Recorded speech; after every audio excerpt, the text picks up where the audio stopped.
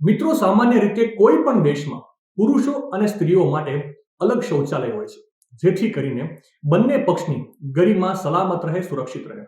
પરંતુ તમે માનશો નહીં કે કેટલાક આફ્રિકન દેશોમાં એક સમય હતો જ્યારે પુરુષો અને સ્ત્રીઓ માટે અલગ શૌચાલય ન હતા.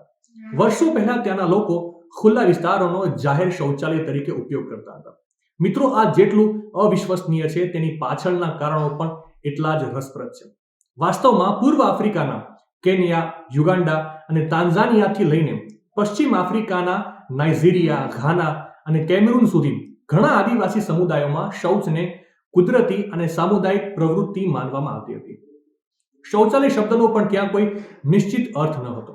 ગામડાઓમાં લોકો ખેતરો અને જંગલોમાં શૌચ કરતા હતા. ત્યાં પુરુષો અને સ્ત્રીઓ વચ્ચે કોઈ લિંગ વિશિષ્ટ વિભાજન હતું જ નહીં, કારણ કે સમાજ આને સંપૂર્ણપણે સામાન્ય માનતો હતો. ત્યાંની મસાઈ, હિમ્બા અને બાન્ટુ જેવી મુખ્ય પ્રજાતિઓ પ્રકૃતિની પૂજા કરતા અને તેઓ શૌચને એક કુદરતી પ્રવૃત્તિ માનતા હતા. જોકે તેમાંના કેટલાક કડક નિયમો પણ હતા, જેમ કે પવિત્ર વૃક્ષો, પાણીના સ્ત્રોતો અથવા આદિવાસી મેળાવડા સ્થળો પાસે શૌચ પર સખત પ્રતિબંધ હતો. જોકે સમય જતા હવે ત્યાં પણ ઘણો બદલાવ આવ્યો છે અને હવે પુરુષો અને સ્ત્રીઓ માટે અલગ શૌચાલય હોય છે.